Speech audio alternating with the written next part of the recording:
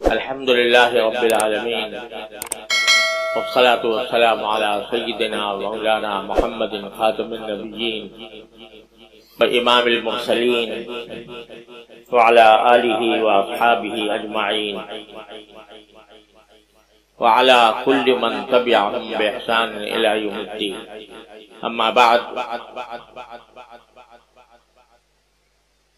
اللہ تبارک و تعالیٰ کے فضل و کرم سے ذو الحجہ کا مہینہ شروع ہونے والا ہے.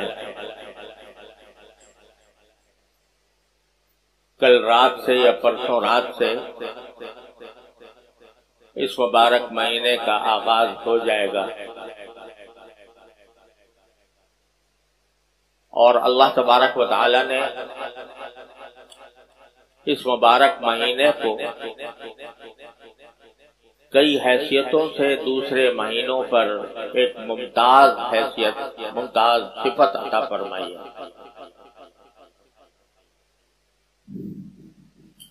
یوں تو سارے دن اور ساری راتیں اللہ تبارک و تعالی ہی کی بنائی ہوئی ہے. ہر دن میں سورج نکلتا ہے، شام کو غروب ہوتا ہے، دن ہو جاتا ہے، دن رہتا ہے سارے صبح سے لے کر شام تک. پھر سورج غروب ہونے کے بعد سے رات شروع ہوتی ہے، فجر کے طلوع ہونے تک جاری رہتی ہے. دیکھنے میں سارے سال کے دن اور سارے سال کی راتیں ایک ہی جیسی ہیں، اور سب اللہ تبارک و تعالیٰ کی بنائی ہوئی ہے. لیکن اللہ تبارک و تعالیٰ ان دنوں اور راتوں میں کچھ کو اس لیے انتخاب فرما لیتے ہیں کہ میرے بندے ان دنوں میں یا ان راتوں میں میری طرف خصوصی طور پر رجوع کریں. ہم لوگ اپنے دنیاوی مشاغل میں جو اللہ تعالیٰ نے ہمارے لیے حلال کیے ہوئے ہیں، مثلا روزی کمانے میں، تجارت میں، زراعت میں، ملازمت میں اپنے اوقات صرف کرتے رہتے ہیں. اللہ نے ان کی اجازت بھی دی ہے، اور اگر نیک نیتی سے کریں تو انشاءاللہ وہ بذات خود ثواب کے کام ہیں. لیکن ان کاموں میں زیادہ سے زیادہ منہمک ہو کر اور زیادہ مشغول ہو کر بعض اوقات ہم اللہ جل جلالہ کی محبت، اللہ جل جلالہ کی طاعت یا عبادت، براہ راست عبادت، اس کو فراموش کرنے لگتے ہیں. اللہ تعالیٰ کی یاد، اس کا ذکر، اس کی تمنا، اس کی محبت، ان جذبات میں ان مشغولیتوں کی وجہ سے کمی آنے لگتی ہے. تو اللہ تبارک و تعالی ہمیں اس غفلت سے نکالنے کے لیے اور اپنی طرف بلانے کے لیے، متوجہ کرنے کے لیے، اپنے سے رجوع کرانے کے لیے کچھ دنوں اور راتوں کو کہہ دیتے ہیں کہ یہ میری ہے، یہ دن میرے ہیں، یہ راتیں میری ہیں، یہ مہینہ میرا ہے، یہ عشرہ میرا ہے، اپنی طرف منسوخ فرما دیتے. اب رمضان کا مہینہ دیکھیے، مثلا وہی دن ہے، وہی راتیں ہیں، وہی سورج نکلتا ہے، وہی غروب ہوتا ہے، لیکن اللہ تبارک و تعالیٰ نے فرمایا یہ میرا مہینہ ہے. اپنی طرف اس کی نسبت فرما دی تو اس کی شان کہیں سے کہیں پہنچی، اس کی برکات کہیں سے کہیں پہنچی. جیسے اللہ تبارک و تعالیٰ کعبہ شریف کو دیکھو، دیکھنے میں تو وہی پتھروں کی عمارت ہے، اور عام گھروں کی طرح ہے، بلکہ عام گھروں میں پلاسٹر ہوتا ہے، اس میں پلاسٹر بھی نہیں ہے. عام گھروں میں روغن ہوتا ہے، اس میں روغن بھی نہیں ہے. لیکن اس گھر کو یہ کہہ دیا میرا گھر ہے. اپنی طرف اس کی نسبت قائم فرما دی تو اس کی شان، اس کا جلال، اس کا جمال، اس کی طرف انسانوں کی محبت اور ان کی طرف قلوب کا میلان ایسا زبردست ہے کہ جیسے مقناطیس لگا ہوا ہے ساری دنیا سے انسانوں کو کھینچ رہا ہے۔ ایسے ہی اللہ تبارک و تعالی مختلف دنوں کو اور مختلف راتوں کو کچھ اپنی طرف منسوب فرما کر ان کو خصوصی فضیلت عطا فرما۔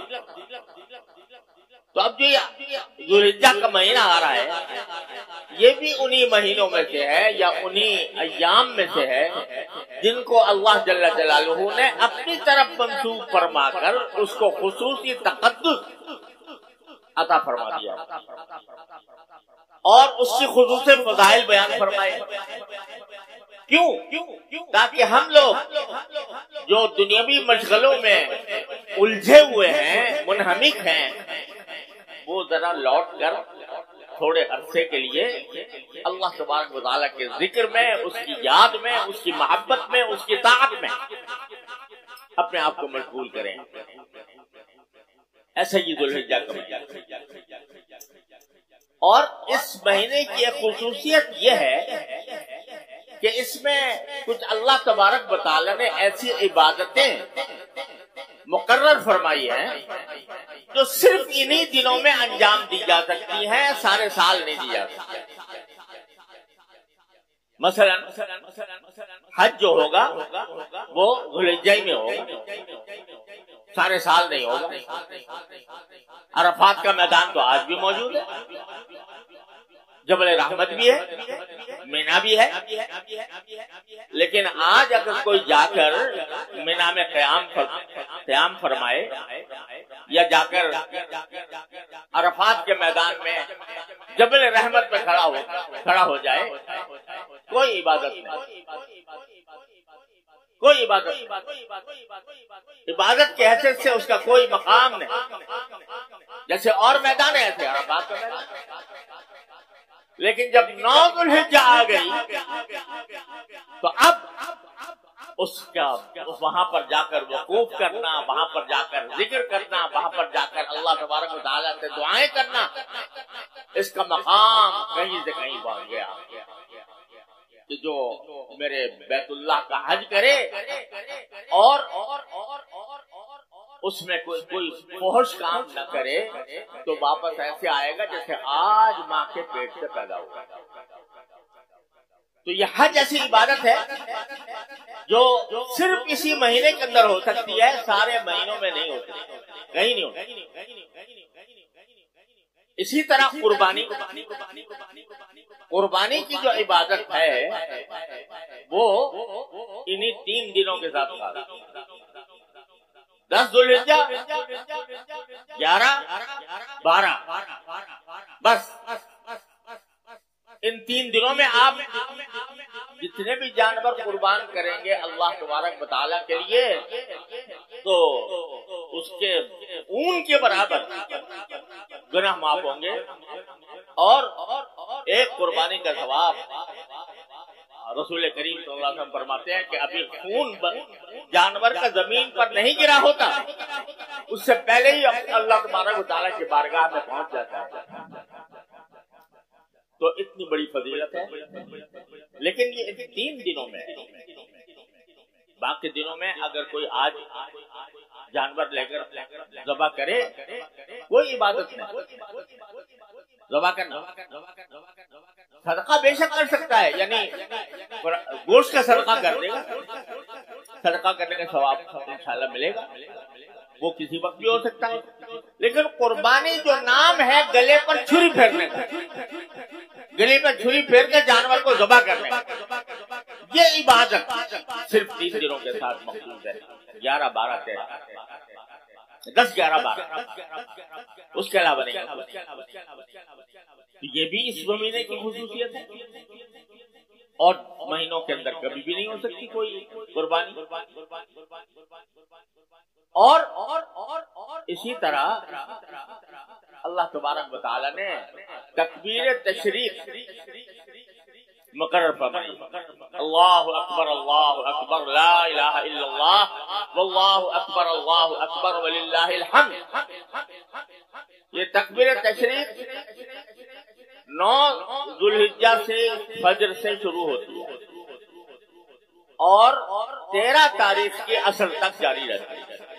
ہر نماز کے بعد بلند آواز یہ تکبیر کہنا واجب ہے. اللہ اکبر لا الہ الا اللہ واللہ اکبر وللہ الحمد.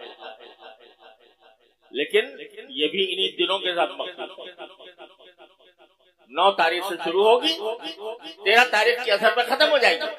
آج پڑھ لو، یعنی نمازوں کے بعد بلند آواز سے آج پڑھو تو وہ کوئی اس درجے کا ثواب اس میں نہیں ہے جو 9 تاریخ سے شروع ہونے والی تکبیر کا. تو یہ کچھ اللہ تبارک و تعالیٰ نے خصوصیات عطا فرمائی ہیں اس مہینے کو جو اور کسی مہینے میں نہیں ہے. اور اس کا آغاز ہونے والا ہے انشاءاللہ کل رات سے یا پرسوں رات سے. یہ جو میں نے باتیں بتائیں یہ تو واجبات ہیں، فرائض ہیں. ان کا کرنا تو ہر مسلمان کے ذمے فرض ہے کہ وہ یہ ضرور کرے. اگر وہ صاحب استطاعت ہے تو قربانی کرے، صاحب استطاعت ہے تو حج کرے. اور تکبیر تشریق بھی اسی طرح ہر مسلمان کے ذمے واجب ہے. نمازوں کے بعد تکبیر تشریق یہ تو واجب ہے. لیکن ایک حدیث میں رسول کریم صلی اللہ علیہ وسلم کا یہ ارشاد مروی ہے کہ یہ جو 10 دن ہیں 9 سے جو کل رات سے شروع ہونے والے ہیں یا پرسوں رات سے، یکم ذی الحجہ کی رات سے اور عید الاضحیٰ تک، یہ جو 9 دن ہیں یہ اللہ تبارک و تعالیٰ کی ہر عبادت، کوئی بھی عبادت ہو وہ اللہ تبارک و تعالیٰ کو جتنی محبوب ان 10 دنوں 9 دنوں میں ہے اتنی اور کسی بھی دن میں نہیں ہے. مثلا اس میں فرمایا کہ ایک دن کا روزہ 1 سال کے روزے کے بعد اللہ تعالیٰ نے ان دنوں کو یہ تقدس عطا فرما دیا کہ ان 9 دنوں میں ایک دن روزہ رکھ لو تو اس کا ثواب 1 سال کے روزوں کے برابر. اور 1 رات اگر جاگ کر عبادت کر لو جتنی بھی ہو سکے تو وہ ایسا ہے جیسے لیلۃ القدر میں شب قدر میں جاتے ہیں. اللہ تبارک و تعالیٰ نے ان دنوں کو اپنی عبادت کے لیے اس طرح مخصوص فرمایا ہے کہ اس کی فضیلت کہیں سے کہیں بڑھا دی ہے. ہر عمل کی فضیلت. صدقہ کوئی دے ان دنوں میں تو عام دنوں کے صدقے کے مقابلے میں ان دنوں میں صدقہ دینا زیادہ ثواب ہے. کوئی نفلی نماز پڑھے تو عام دنوں کے مقابلے میں ان دنوں میں نفلی نماز کا ثواب زیادہ ہے. کوئی آدمی اللہ تبارک و تعالیٰ کا ذکر کرے، تلاوت کرے تو جتنی تلاوت کا ثواب عام دنوں میں ملتا ہے اس سے زیادہ ثواب ان دنوں میں ملتا ہے. جتنا عام دنوں میں ذکر اور تسبیح کا ثواب ملتا ہے اس سے زیادہ ثواب ان دنوں میں ملے گا. کوئی بھی عبادت کا عمل چاہے وہ جانی عبادت ہو چاہے مالی عبادت ہو اس کا اجر و ثواب ان دنوں میں اللہ تبارک و تعالیٰ نے کہیں سے کہیں بڑھا دیا. لہذا کیوں بڑھا دیا؟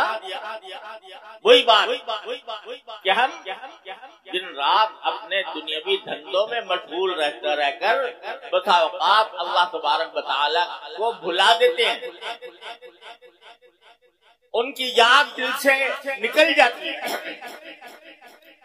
اللہ تبارک و تعالیٰ کی جو محبت دل و دماغ میں پیوست ہونی چاہیے اس میں کمی آ جاتی ہے تو اللہ تعالیٰ کھینچ کر بولا آ جاؤ، یہ میرے دن ہیں، یہ میری راتیں ہیں، ان کے اندر مجھ سے تعلق جوڑ لو. میرے ساتھ رشتہ مضبوط کر لو. جتنی تنفل جتنی بھی نفلی عبادت کی جائے گی اللہ تبارک و تعالیٰ کا قرب اتنا ہی بڑھے گا. ایک حدیث میں حدیث قدسی ہے. حدیث قدسی اس حدیث کو کہتے ہیں جس میں رسول کریم صلی اللہ علیہ وسلم اللہ تبارک و تعالیٰ کی کوئی بات نقل فرماتے ہیں, اس کو حدیث قدسی کہتے ہیں. ایک حدیث قدسی ہے کہ میرا بندہ نفلی عمل کرتا جاتا ہے یہاں تک کہ جتنا نفلی عمل وہ زیادہ کرتا ہے اتنا ہی میرے قریب آ جاتا ہے, اور یہاں تک کہ ایک مرحلہ ایسا آ جاتا ہے کہ میں اس کی آنکھ بن جاتا ہوں جس سے وہ دیکھتا ہے, میں اس کے کان بن جاتا ہوں جس سے وہ سنتا ہے, میں اس کے ہاتھ بن جاتا ہوں جس سے وہ عمل کرتا ہے. کیا مانا کہ اس کا ہر عمل اور اس کا ہر کام چاہے دیکھنے میں دنیا کا کام نظر آ رہا ہو لیکن وہ میرے محبت سے کا آئینہ دار ہوتا ہے. یعنی وہ جو کر رہا ہوتا ہے وہ میری محبت میں کر رہا ہوتا ہے, جو کچھ کر رہا ہوتا ہے جیسا میں کر رہا ہوں میں اس کا بن جاتا ہوں, ہاتھ بن جاتا ہوں, میں اس کے پاؤں بن جاتا ہوں جس سے وہ چلتا ہے. اللہ تعالیٰ ایک بندے کے بارے میں فرما رہے ہیں, ایک معمولی سا بنگا جس کی کوئی حیثیت نہیں, وہ فرماتے ہیں کہ میں اس کے ہاتھ بن جاتا ہوں, میں اس کے پاؤں بن جاتا ہوں, میں اس کی آنکھ بن جاتا ہوں, میں اس کی کہاں وہ ذات عالی جس کی تعریف ممکن ہی نہیں ہے, کہاں اس کا جلال و جمال, کہاں اس کی کبریائی, کہاں اس کی عظمت, اور کہاں ایک بالکل بے نام اور بے حقیقت بندہ. کہتے ہیں میں اس کے اندر آ جاتا ہوں, اس کے اندر آنے کا معنی یہ نہیں کہ حلول کر جاتا ہوں, معنی یہ کہ اس کا ہر عمل, اس کا ہر قدم, اس کا ہر کام وہ میری محبت کا آئینہ دار ہوتا ہے, اور میں اس سے راضی ہوتا ہوں. وہ چلتا ہے تو میں اسے راضی ہوتا ہوں, وہ پھرتا ہے تو میں اسے راضی ہوتا ہوں, وہ کھاتا ہے تو اس سے راضی ہوتا ہوں, وہ پیتا ہے تو اس سے راضی ہوتا ہوں. یہ مقام میں اپنے بندے کو عطا کر دیتا ہوں. کیسے؟ اس کی نفلی عبادت.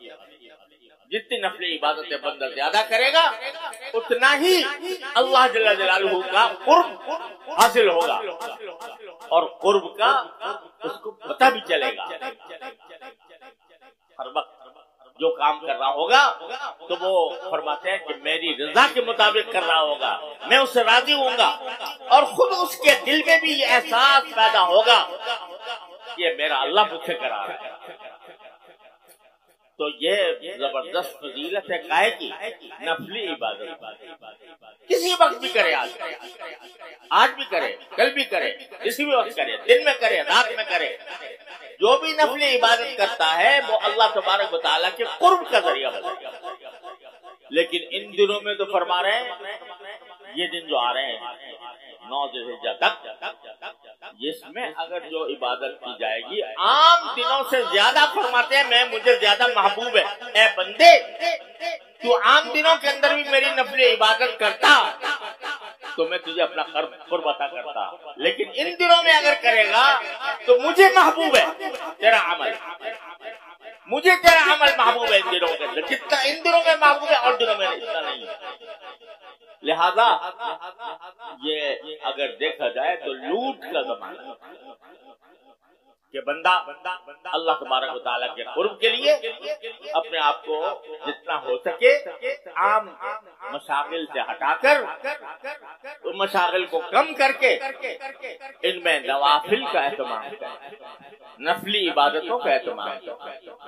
اگر روزہ رکھ سکتا ہے تو روزہ رکھے, نفلی عبادت کوئی بھی زیادہ کرے, تلاوت عام دنوں میں جتنی کرتا ہے اس سے زیادہ کر لے, جتنا ذکر تسبیح عام دنوں میں کرتا ہے اس سے زیادہ کر لے, صدقے کا اہتمام کرے, جتنا صدقہ دے سکتا ہے اللہ کے راستے میں وہ صدقہ کرے, اور نفلی نمازیں جتنی بھی اللہ تعالیٰ توفیق دے اس کا احترام. تو فرمایا رسول کریم صلی اللہ علیہ وسلم نے کہ اور کوئی دن اللہ کو اتنے محبوب نہیں ہے عبادت کے لیے جتنے یہ دن محبوب ہے۔ ایک اور بات عجیب قسم کی ہے، وہ عمل مستحب ہے، واجب نہیں، فرض نہیں، لیکن اس کی بھی ایک فضیلت ہے۔ وہ کیا کہ جس کو قربانی کرنی ہے قربانی کے دنوں میں،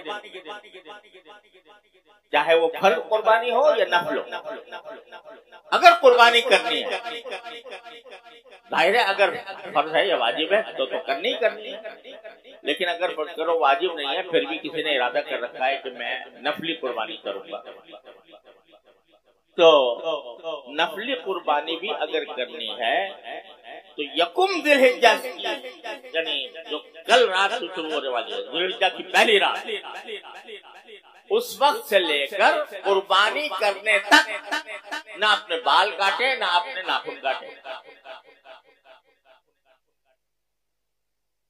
یہ عمل مستحب ہے، فرض تو نہیں، واجب بھی نہیں، اگر کوئی کاٹ لے تو کوئی گناہ بھی نہیں، لیکن فضیلت بیان کہ نہ کاٹے، بھائی کیوں نہ کاٹے، ناخن بھی نہ کاٹے اور بال بھی نہ کاٹے، وہ اس کی حکمت بظاہر یہ ہے کہ یہ زمانہ جو ہے نا یہ حج کا زمانہ ہے، اور حجاج اس زمانے میں احرام باندھ کر بیت اللہ کی طرف جاتے ہیں۔ افسوس ہے کہ ابھی ہماری بدعمالیوں کی وجہ سے اور کورونا کے ضرورت سے زیادہ خوف کی وجہ سے اس حج کو بھی اب محدود کر دیا گیا، اب یہاں سے کوئی جا نہیں سکتا، ساری دنیا سے لوگ آیا کرتے تھے، اب نہیں آتے، ممنوع ہے، صرف سعودی عرب کے لوگ حج کر سکتے ہیں، وہ بھی محدود تعداد ہے، لیکن بہرحال جو بھی جائے تو یہ زمانہ حج کا ہے جس میں بندے احرام باندھ کر بیت اللہ کی طرف رجوع کرتے ہیں۔ احرام کی حالت میں بال بھی نہیں کاٹے جاتے، ناخن بھی نہیں کاٹے جاتے، منع ہے احرام کی حالت۔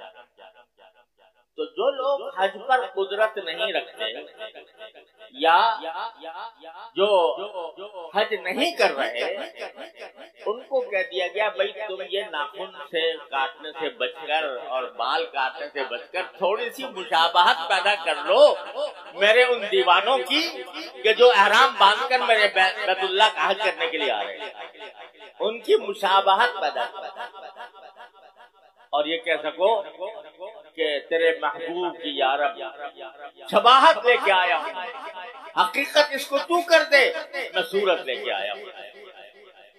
تو شباہت پیدا کرنے کے لیے یہ فرمایا گیا مستحب ہے کہ تم بھی بال نہ کاٹو اور ناخن نہ کاٹو تاکہ تم مشابہ ہو جاؤ ان حجاج کے جو احرام باندھے ہوئے ہیں۔ تو شاید تمہاری اس مشابہت کی وجہ سے جب میدان عرفات میں رحمتوں کی بارش ہو تو اس کا کوئی چھینٹا تم تک بھی پہنچ جائے، تم پر بھی پڑ جائے اس مشابہت کی وجہ سے۔